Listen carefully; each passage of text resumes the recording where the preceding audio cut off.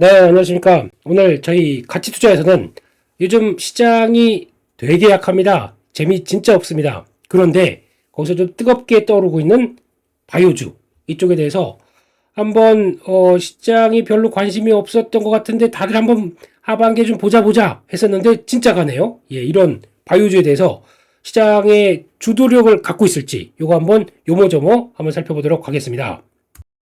네, 이번 바이오주의 특성을 보게 되면은 일단 먼저 출발한 게 조금 이따가 또 보시겠지만 삼성바이오, 삼바죠. 그리고 셀트리온이 출발합니다. 이게 지금 과거에 전통적이었던 바이오주의 대표주자죠.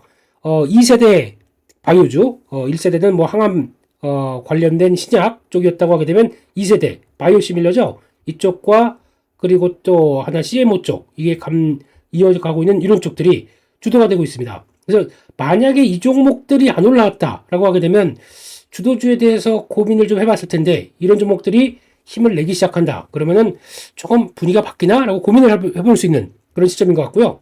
두 번째로 봤었을 때는 지금 강력한 흐름들 중에 하나가 또 이제 비만 치료제죠. 이게 지금 시장에서 변화가 나오는 모습들, 특히 이제 펩트론이라든가 그리고 또 인벤티지랩 이게 결국에는 두 모습이 뭐냐면은 이게 결국에는 지금 일라이릴리가 강하고 거기다 노브노디스크가 강하고 거기서 나오는 변화를 그대로 끌어내겠다라고 하는 의미가 가장 크다고 봐야 될 것 같거든요. 그러다 보니까 그냥 쭉쭉쭉 그리고 특히 쭉 끌어당기면 개인들이 못 쫓아오겠지. 그리고 또 이거 급등주 패턴을 갖고 있는데 다들 어떤 기존에 알고 있던 주도주나 나머지들 갖고 막 전전긍긍하고 있을 때 우리가 달리게 되면 못 쫓아오겠지 하면서 좀 빠르게 움직이는 경향들이 있다고 봐야 될 것 같습니다. 특히 펩트론 같은 경우는 좀 특이한 게, 좋은 거 알고 있었어요. 예, 그리고 또, 그, 물질 전달 쪽에서, 그리고 특히 이제 비만 치료제 쪽은 가장 핵심이 일단 주사를 한 번 맞는데도 이거를 한 번 맞아서 지금까지는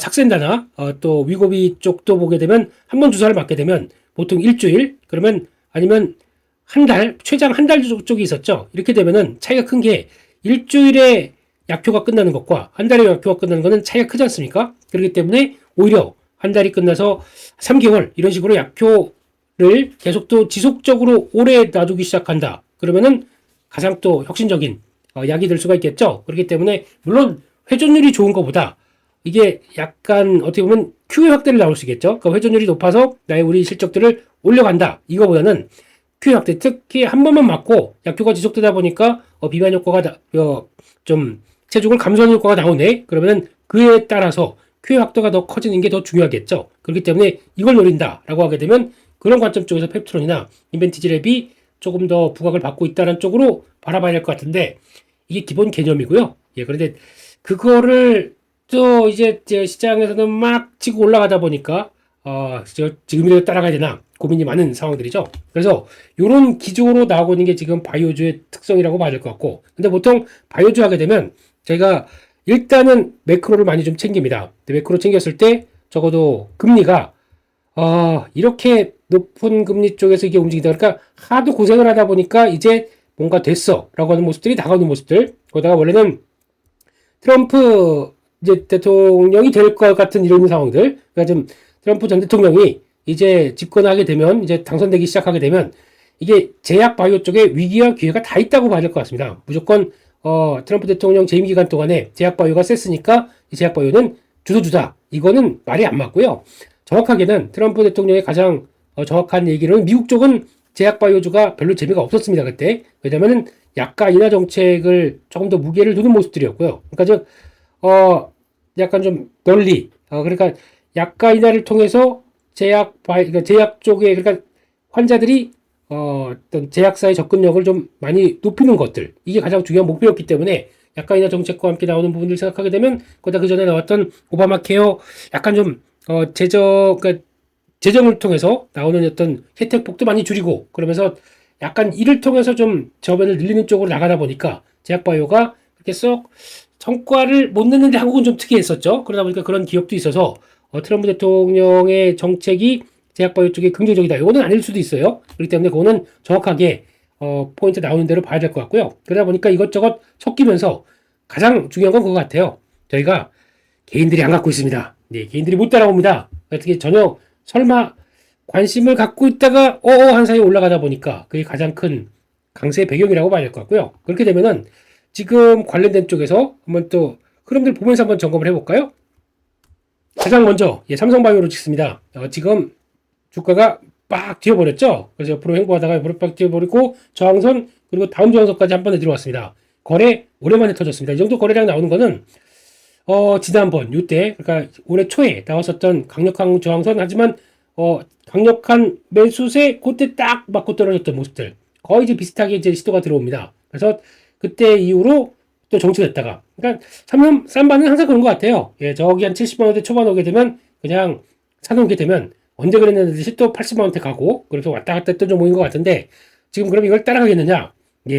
일단 따라가면은 또 자네 왔는가? 그러면서 또 어디 고점 만드는 자네 왔는가? 싶어가지고 약간 부담이 될 것 같아요. 이거는 추격 매수하게 되면 당장은 좀 쉬었다가 할 수 있기 때문에 그건 일단 패스. 그래서 아직 따라가는 것보다 적어도 이럴 때는 단기 평선 이렇게 따라오는 거 보고 그 다음에 결정하는 게 더 좋겠다라는 쪽에서 아직은 그냥 따라가시는 거는 반대 저라면 못할 것 같습니다. 이런 자리 쪽에서는. 그래서 약간 기다림의 미약 필요한 자리 같고요. 두 번째 셀트리온은 보니까 지금 자리가 나쁘지 않습니다. 좀 늦었는데 한번 강하고 그 다음에 약간 여기 지지하고 이쪽으로 살짝 이런 거 나쁘지 않죠. 그래서 셀트리온을 만약에 접근한다 그러면은 이런 자리 18만원대 이탈 안 한다 그러면은 18만원 그러면 지금 4,500원이죠. 18만원대 손절 거 잡고 이렇게 가는 거 보고 한 직전 고점대 한 19만 5천원대 한 20만원대 근처까지 가는 거 일단 박스권 대응하러 한번 해볼게. 손절가 꼭 필요합니다. 이런 거 보고 대응 가능하다 안쪽으로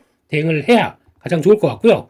그 밖에 시총 상위 종목 쪽에서 코스닥에 좀 많죠. 코스닥에 알테오젠 기존에 좀 올라갔던 거는 이렇게 다 빼버리고 나머지 종목들 가지고 왔다 갔다 하는데 아까 셀트리온 말씀드리다 보니까 셀트리온 제약도 나쁘진 않습니다. 근데 요즘 중소형보다 아예 그냥 대형주 쪽으로 더 몰아치는 분위기가 있어서 이게 갈지는 모르겠지만 비슷한 패턴을 보인다라고 하게 되면 똑같이 99,000원대 99,900원은 아니고요. 99,000원이네요.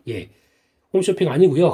그래서 요거는 93,000원대 이탈한다 그러면 바로 짧게 손절할 준비하고 아니면 요거까지 이렇게 올라오다 보니까 근데 셀트리온 제약보다는 셀트리온 하는 게 좋을 것 같아요. 그게 더 조금 맞지 않나. 옛날 것과는 조금 다르게 움직이지 않나 싶고요.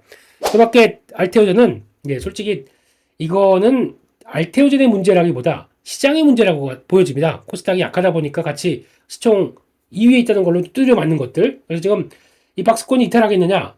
제가 보기에는 일단 이탈 쉽게 안 할 것 같고요. 근데 지금 중요한 자리 26만 오늘 종가네요. 26만 2천원이 종가로 못 지켜지면 그러면 또 약간 흔들릴 수 있습니다. 그래서 그러면 여기까지 또 빠질 수 있거든요. 그러면 24만 원대 또 그때 다시 매수 기회를 봐야 되겠죠. 그렇기 때문에 박스권인데 지금 29만 원대 그리고 또 약간 25만 원대 이 사이를 잘 지켜줄 수 있느냐 쪽에서 중요한 트리거가 원래 보통은 이런 자리 쪽에서 지켜주는 게 좋아요. 이렇게 가다가 이렇게 해서 딱 눌리면 여기서 지켜주고 그 다음 움직이는 게 가장 추세가 안 무너졌다고 볼 수 있습니다. 그럼 이렇게 되거든요. 약간 우상향 패턴 쪽에서 박스는 박스지만 우상향 박스 이런 거 보고 또 플레이가 들어올 수가 있기 때문에 그게 가장 좋죠. 근데 그게 나올지는 일단 또 지켜보셔야 될 것 같고 근데 아직은 여전히 시장 때문에 빠진다. 그러면 계속 가장 먼저 봐야 될 바이오라고는 생각이 들고 있습니다. 근데 묵직하다 보니까 관심이 좀 없어지죠. 그 밖에 또 뭐가 있을까요? 그럼 삼천왕 제약. 저는 삼천왕 제약을 플레이를 못 하겠어요. 그래서 지금 보면은 이때도 여기까지 좀 내려오나 싶었는데 그거 한번 딱 하다가 또 고점을 돌파하는 이런 모습이 나왔을 때는 참 이거 움직이는 흐름 보게 되면 뭔가 좀 불규칙과 난수를 즐기는 매매 같아요. 저는 삼천왕제약 GLP-1 이것도 들어가 있고 아일리아 바이오 황반면성 아일리아 바이오 이것도 있고 그래서 여러 가지 다 있다. 그리고 이게 SKB죠. 이게 또 그 나왔던 비만 치료제 쪽에 또 하나의 변화도 있다. 그러면서 한 세 가지가 지금 모멘텀을 같이 갖고 가고 있더라고요. 그래서 2026년 가도 그러니까 내후년 가면 당장 몇천억대 영업이익 나올 거를 계산한다. 지금 주가가 이게 말이 되느냐?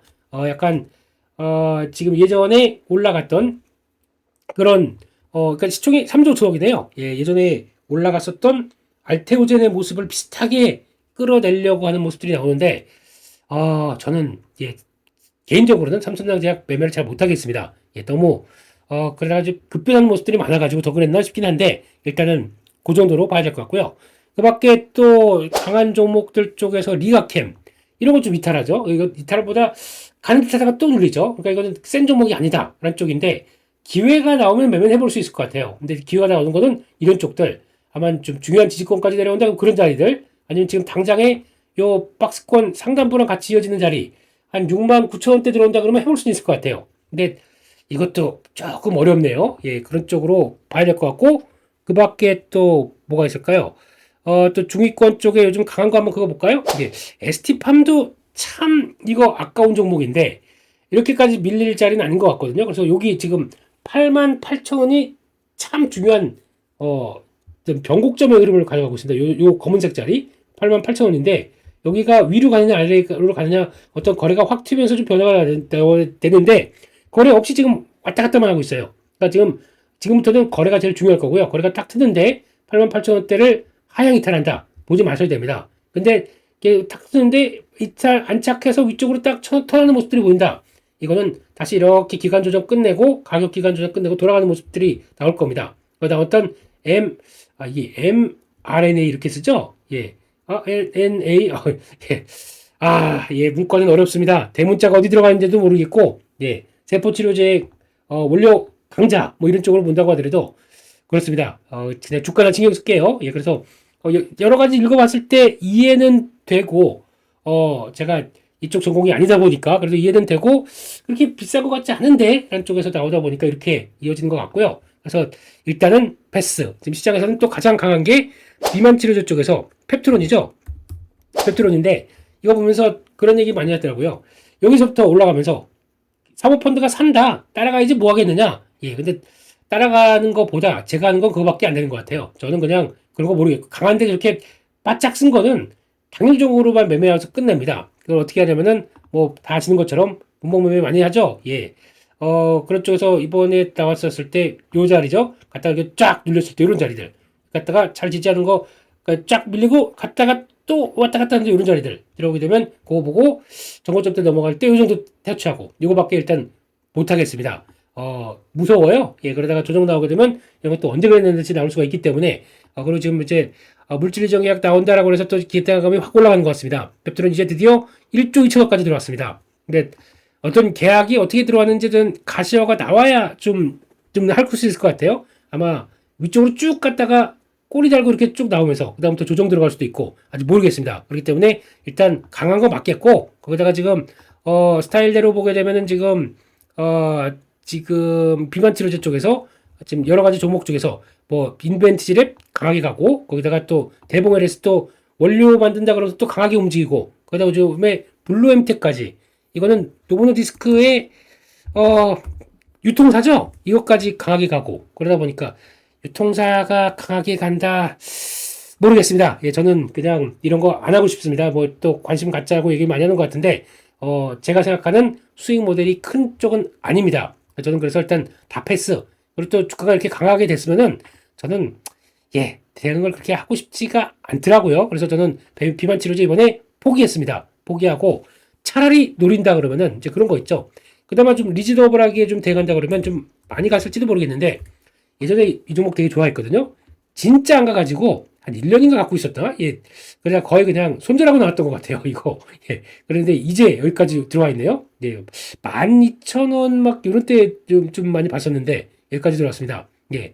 항생제 주사 계열인데 이거 FDA 승인 받았고 오송의 공장 있죠. 그러면서 레벨업 들어가는 과정들 이게 나오는 것 같아서 차라리 트럼프 대통령 수혜가 이런 쪽이 아닐까 생각하고 있는데 많이 올랐습니다. 그렇기 때문에 시총도 일단 조금 예전에 비해서 많이 올라왔고요. 그래서 이거는 그냥 일단 패스. 그러면서 눌림목 봐야 되겠죠. 그런 거로 보는 게 맞을 것 같고 개인적으로 또 좋아했던 거는 퓨처캠 이런 것도 많이 좋아했는데 방사성 의약품 쪽의 강자 여기까지 왔습니다. 요때 이거 딱 지금 보게 되면 짝꿍대기 쌍바닥이죠. 만들고 이렇게 된 자리 이럴 때 딱 돌아가는 거. 근데 지금은 단기 저항이라서 쫓아가야겠느냐 모르겠습니다. 근데 이것도 1112 관련된 수혜 쪽으로 볼 수가 있겠죠. 방사성 진단 키트 이것도 나오다 보니까 치매 진단 관련된 키트죠. 그쪽에 대한 강점도 있고 또 파이프라인도 뭐 전립선암 치료 관련된 쪽도 파이프라인 있고 하다 보니까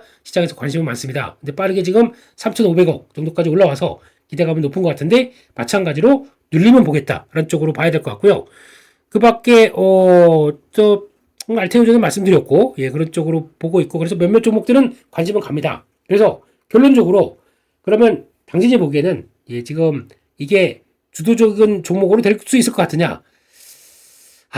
저는 아직은 그러니까 이런 대형주가 움직이는 거 봐서는 일단 맞는 것 같습니다만 제가 그러면 바이오주를 가지고 마음통 놓고 그래 지금부터 바이오주 안 간 거 수남에 돌아갈 거 이것저것 다 찾아서 한번 매수 고 하겠느냐?